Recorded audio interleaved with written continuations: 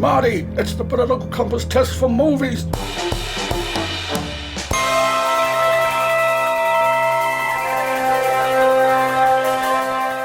Hi, this is Heatwave UK and welcome to Movie Ballot. I'm Richard Eve and this is the political compass test for movies. For those of you who have not encountered a political compass test before, this is the way it works. You're given a series of propositions, a series of prompts to which you respond by typically indicating that you either strongly agree, disagree, or strongly disagree. You know the sort of thing.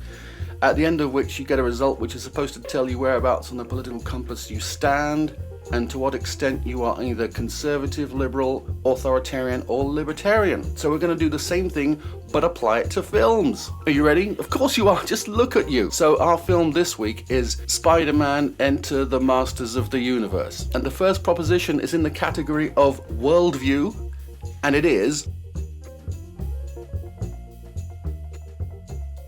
Well, I feel like Spider-Man feels a certain sense of patriotism, but not, I wouldn't say he's pathologically loyal to America, and neither necessarily is the film, although it photographs the American landscape, especially American cityscapes, really beautifully and very lovingly, and there's definitely the sense that the movie and the story and the concept likes being American. Whether or not that goes into any sort of unconditional loyalty, I would say not. I would say not. So I would say that this where this film stands is that you should not always support your country unconditionally. So that nudges it one spot in the direction of liberalism and also one spot down in the direction of libertarianism. And the next proposition, again in the category of worldview, is some races are better than others. Oh my goodness. I would say that this film is definitely a negative on that. It doesn't really, no, it doesn't showcase any hint of race bias. So I'm gonna say no. And although that's a fundamental liberal position, these days it's so widespread that you would kind of put it more at the center. So that means that on this issue, we're not going to mark it in any particular direction. It's the default position. Proposition number 3, unlawful violence is sometimes justified. Well, I'd have to say yes.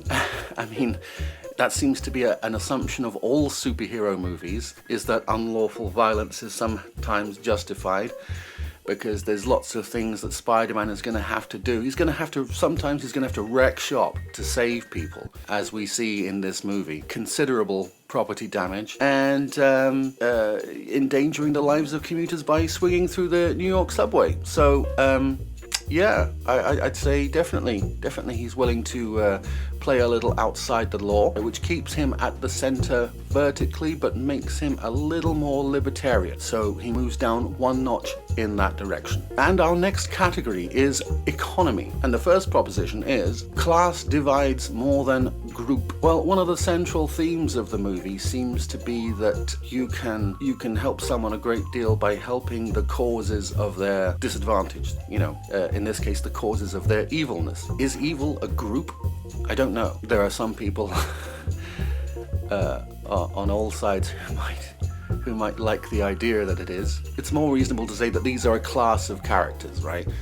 A class with serious moral problems that in this case are reparable, hopefully allowing those transgressors to rejoin society, which is very much in support of the idea of rehabilitation, which is fundamental to liberalism, but also that we have a responsibility maybe to, as a society, as a state, take care to treat evildoers as people with a mental condition that requires care and support. And that's a little bit authoritarian. So we will say a soft yes to this proposal for Spider-Man, and we will move it left by 1 point horizontally and up vertically by 1 point towards authoritarianism. Next proposition. Institutions should be regulated. Probably on some level, but no level in particular. I'm going to say a soft yes, but that's a pretty central position, so Spider-Man doesn't move on this one. Next proposition. The rich must exercise philanthropy. Well, judging by the behavior that we're shown of characters like Peter Parker and, of course, Tony Stark, I would say yes, this film and the MCU in general is very much, at least superficially in support of that idea. And it's a kind of soft socialism that's very much a part of liberalism, so quite fundamental. So we're going to move Spider-Man horizontally further left 2 spaces and up 1 because it is ever so slightly authoritarian. Right, our next category is personal values, and the first proposition is authority should always be questioned. Yes and no. I mean, this film has a centrist position on that.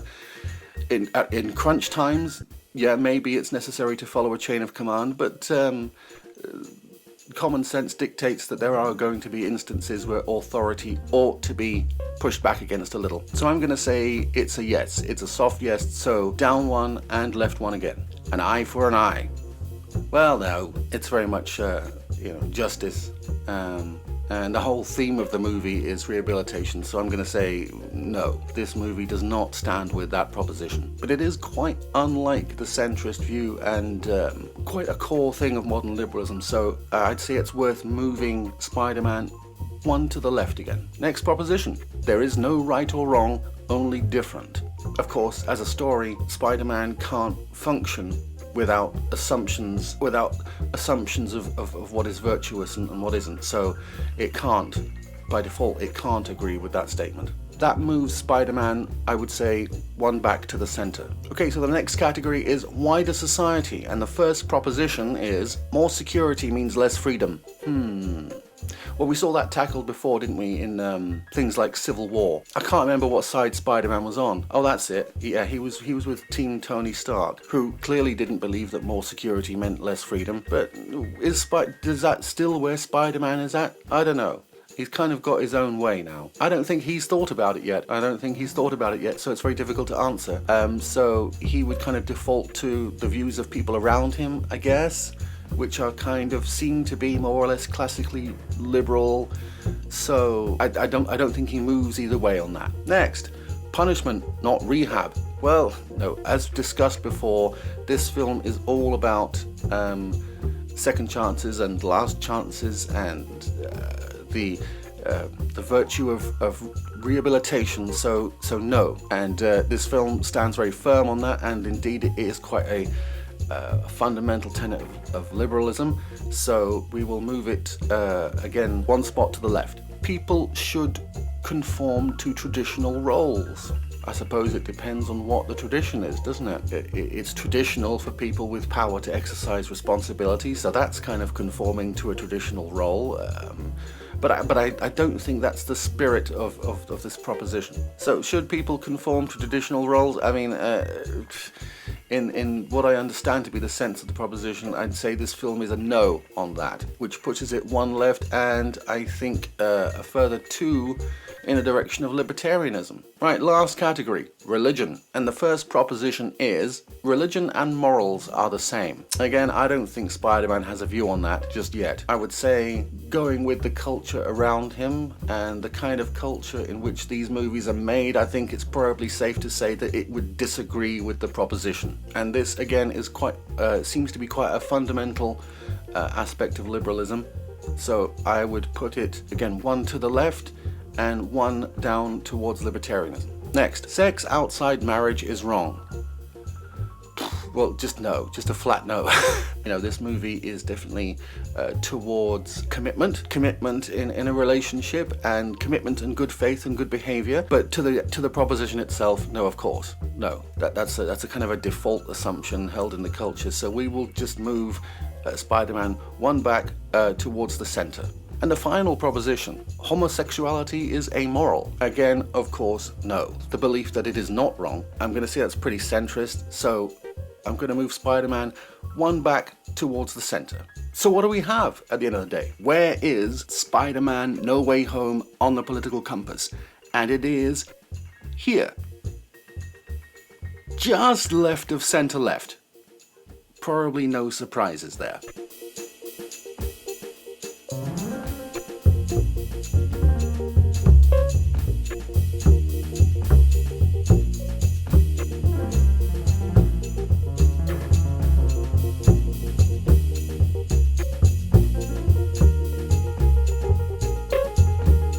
So So there you go. If you're still listening to this, thank you very much indeed. This has been the first edition of Movie Ballot, the political compass test for movies. And I will be back next week with...